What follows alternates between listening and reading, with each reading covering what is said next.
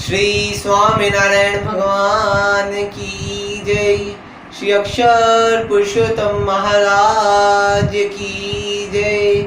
श्री राधा कृष्ण देव की जय। सियावर रामचंद्र भगवान की जय। उमापति महादेव की जय। श्री प्रमुख स्वामी महाराज की जय। श्री महंत स्वामी महाराज की जय। आज के चैत्र नवरात्रि के दूसरे दिन आप सभी को प्रेम पूर्वक जय स्वामीनारायण। आज कर लो दुनिया मुट्ठी में ऐसा जमाना है। लाइफ इज वेरी फास्ट, फिर भी मोबाइल की पहचान मोबाइल को जानने वाला ही करवा सकता है। कंप्यूटर की पहचान कंप्यूटर को जानने वाला ही करवा सकता है। अच्छे पत्थर की पहचान पत्थर को जानने वाला ही करवा सकता है। और दवाई की पहचान डॉक्टर ही करवा सकता है। वैसे ही भगवान की पहचान भगवान खुद करवा सकते हैं या तो भगवान के सच्चे संत करवा सकते हैं। तो आइए देखें ऐसा ही एक वीडियो घनश्याम की पहचान और बाद में सुने वही चरित्र पर एक मनन बीएपीएस संस्था के विद्वान संत के मुख से।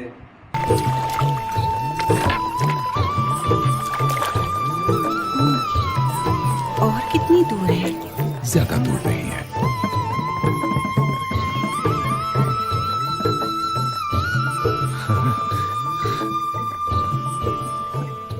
गाड़ी रोक दो भाई।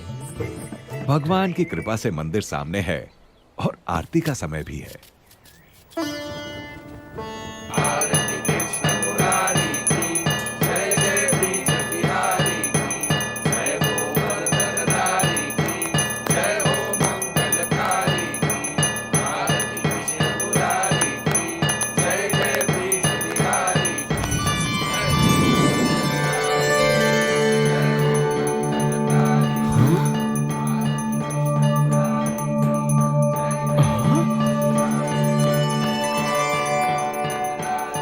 अरे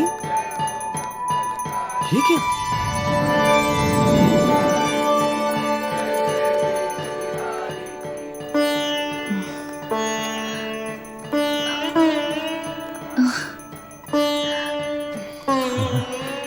लगता है ठाकुर जी की तरह आप लोग भी मूर्त बन गए।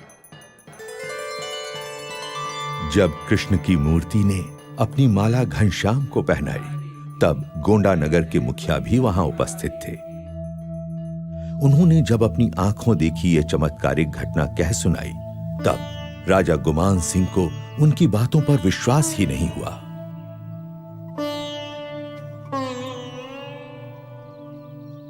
ये कैसे हो सकता है मुखिया जी? धातु की मूरत खुद चलकर आई और एक बच्चे के गले में अपनी माला डाल दी। हाँ, असंभव। मैंने खुद अपनी आंखों से देखा था महाराज। मुझे तो लगता है धर्मदेव जी का मझला बेटा घनश्याम स्वयं भगवान है। अच्छा, तो बुला भेजो उन्हें। जी। अगर वो बच्चा सच में भगवान है तो शास्त्रों के अनुसार उसके चरणों में 16 चिन्ह होंगे।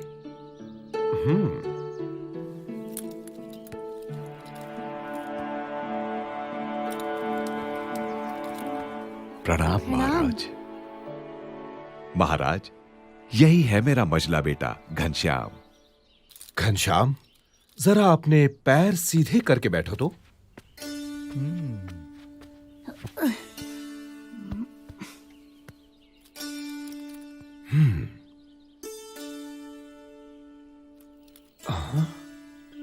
दाहिने पैर में अष्टकोण, ऊर्ध्व रेखा, स्वस्तिक, जामुन, जव, अंकुश, केतु और पद्म।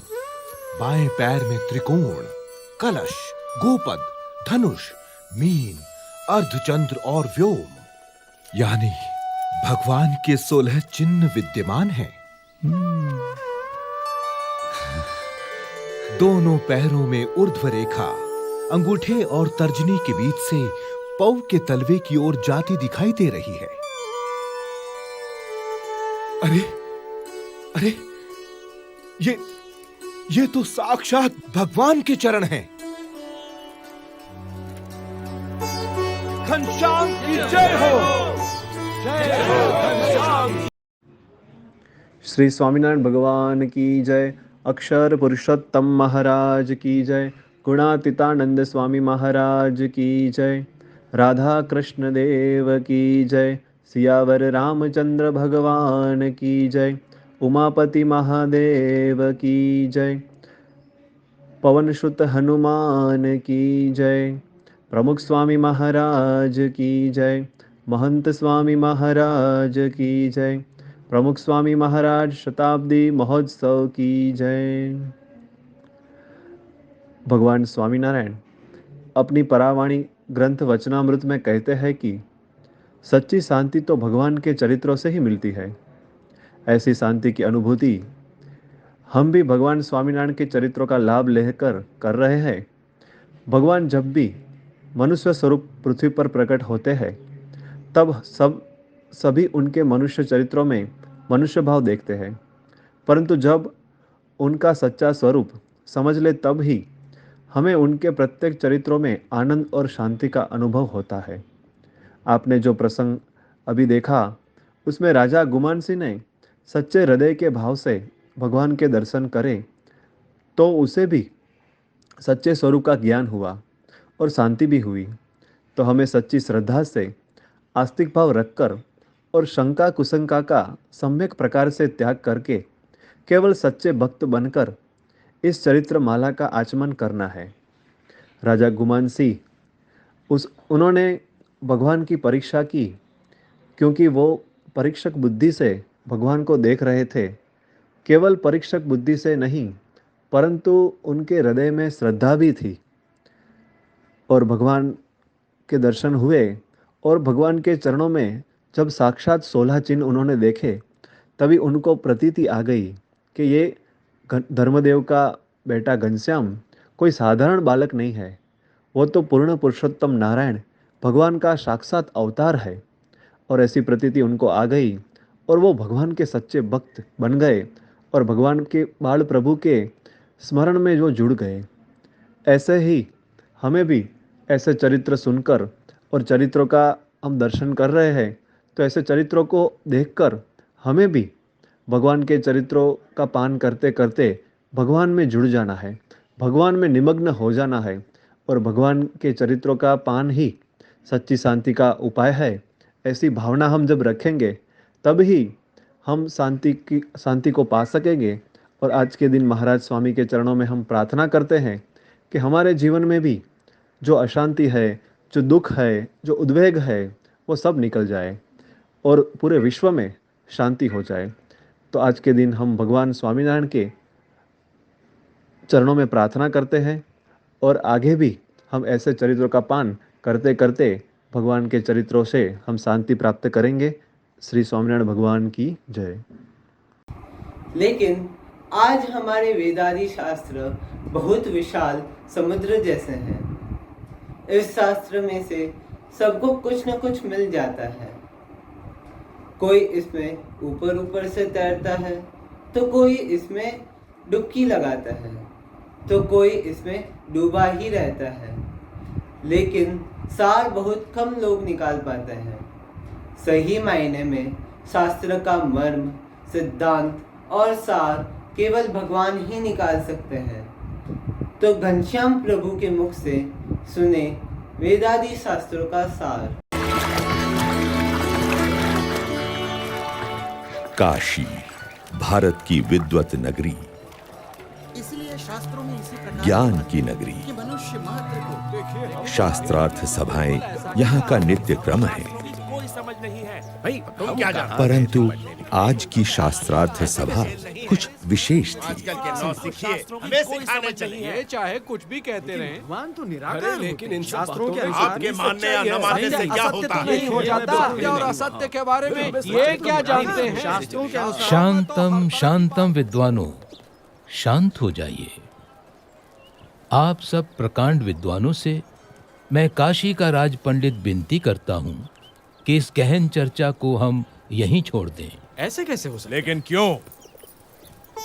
क्योंकि आज इस गौमठ में महान विद्वान धर्मदेव अयोध्या से पधारे हुए हैं और साथ में विराजमान हैं उनके सुपुत्र श्री घनश्याम। श्री घनश्याम की विशेषता यह है कि मात्र 10 साल की उम्र में वेद उपनिषद आदि सभी शास्त्रों का अध्ययन उन्होंने पूर्ण कर लिया है। अरे अद्भुतम अद्भुतम। इतना ही नहीं, अपनी तीक्ष्ण बुद्धि से घनश्याम ने सभी शास्त्रों का सार तत्व भी निकाल लिया है। अरे इतनी छोटी सी उम्र में इतनी विद्वता, ये तो कोई असाधारण बालक है। ये तो बिल्कुल असंभव है। हमारे धर्म में इतने शास्त्र हैं कि उन्हें पढ़ते पढ़ते न जाने कितनी जिंदगियां बीत जाएं। ऐसे में इतनी छोटी सी उम्र में ये कोई कर ही कैसे सकता है? ये तो बहुत बड़ा आश्चर्य है। तो इसीलिए मेरा सुझाव है कि घनश्याम जी, आप ही इन सभी विद्वानों के विवाद का समाधान करें। ये दूध मुहा हमको समझाएगा। प्रथमं तु नमस्कारांजलिं समर्पयामि। ऋग्वेद में कहा है कि परमात्मा एक ही है, लेकिन विद्वान लोग एक ही परमात्मा को भिन्न भिन्न रूप से पुकारते हैं। तो फिर इसमें विवाद का सवाल ही कहाँ उठता है? तो बताओ, क्या वो भगवान साकार है या उनका कोई आकार ही नहीं है? भगवान कभी निराकार नहीं हो सकते। यदि भगवान निराकार होते तो उनके द्वारा निर्मित ये सृष्टि कैसे साकार होती? अरे, जिन्होंने इस साकार सृष्टि की रचना की है, वे भगवान कैसे बिना आकार के हो सकते हैं? शास्त्रों में भगवान के दिव्य स्वरूप का कितना अद्भुत वर्णन है। वे तो सदा साकार हैं। वेद में कहा है कि स ईक्षत, यानी भगवान ने देखा। यदि देखा तो क्या उन्हें केवल आंखें ही होंगी? लेकिन यहाँ पर तो नहीं, वे तो सदा दिव्य स्वरूपधारी हैं। घनश्याम का तर्क कितना ठीक और सटीक है। साधु साधु। ये तो कोई विद्वान है या फिर स्वयं भगवान। अभिनंदन, धन्य प्रभु। साधु साधु।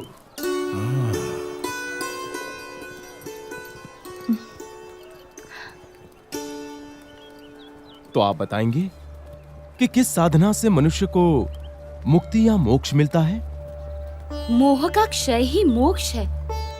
इसके लिए जिन्हें मोह ना हो, ऐसे महान सच्चे ब्रह्म स्वरूप संत का सत्संग करना चाहिए। ऐसे संत के सत्संग से ब्रह्मरूप होकर पर ब्रह्म की भक्ति करके ही मनुष्य मोक्ष प्राप्त करता है। उपनिषद में कहा है, ब्रह्म विदाप्नोति परम।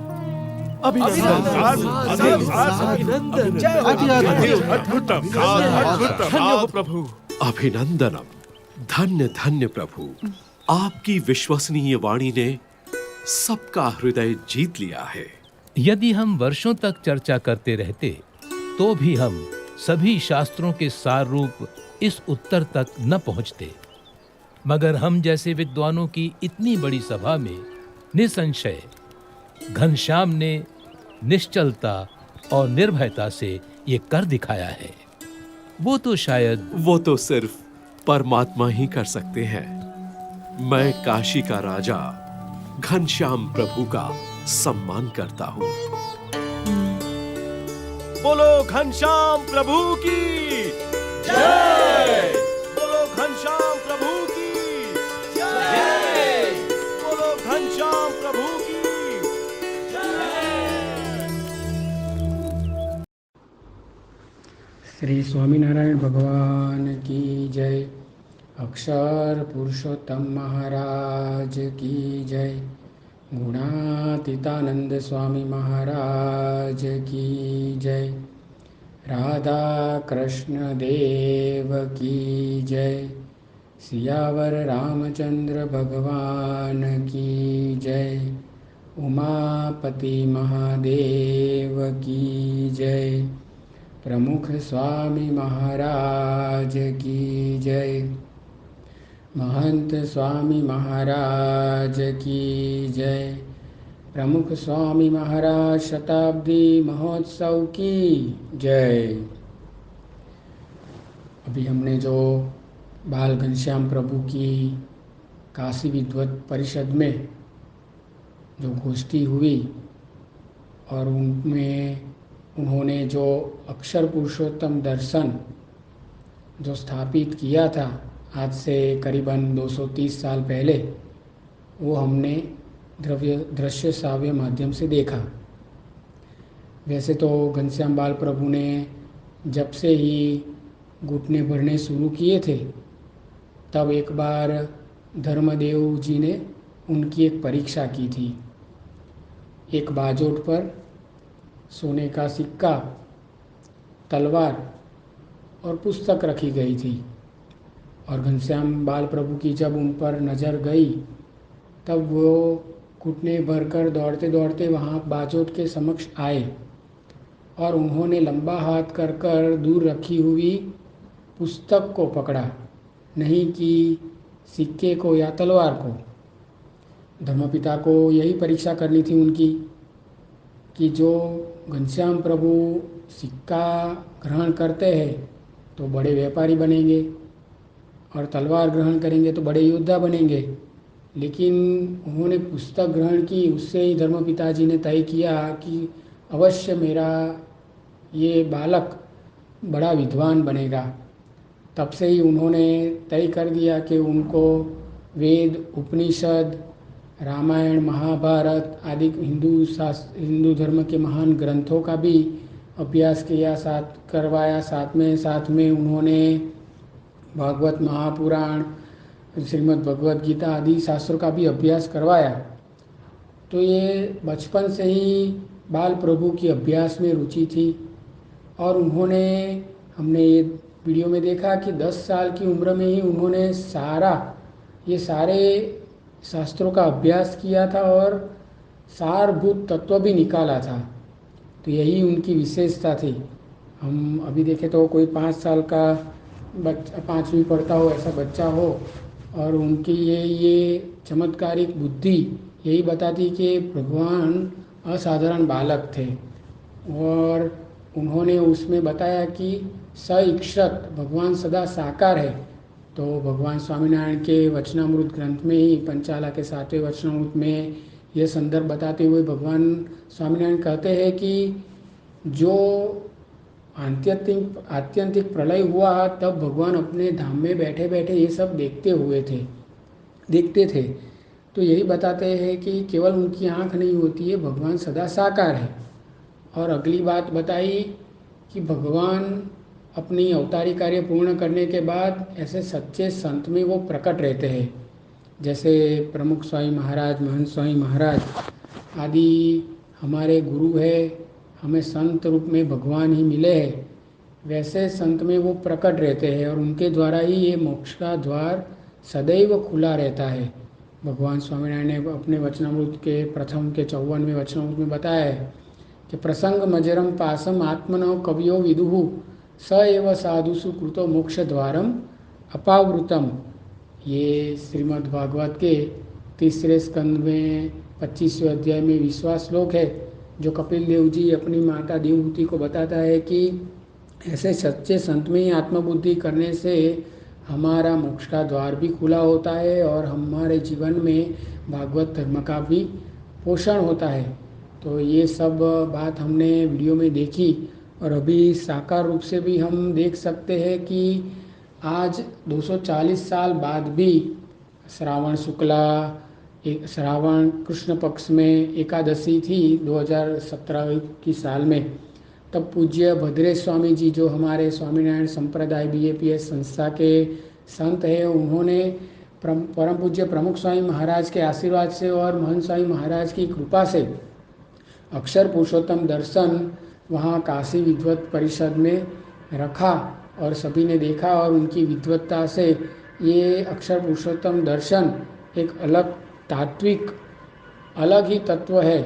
जैसे अद्वैत में शंकराचार्य जी ने बताया है, विशिष्टाद्वैत में रामानुजाचार्य जी ने बताया है, और द्वैत में मध्वाचार्य जी ने बताया है। आदि निम्बाकाचार्य, चैतन्य, वल्लभाचार्य आदि अपने अपने मंत्र प्रस्तावित करते हैं। ऐसे ही ये अक्षर पुरुषोत्तम दर्शन एक अलग तत्व ज्ञान है, ऐसा वहाँ स्थापित हुआ है।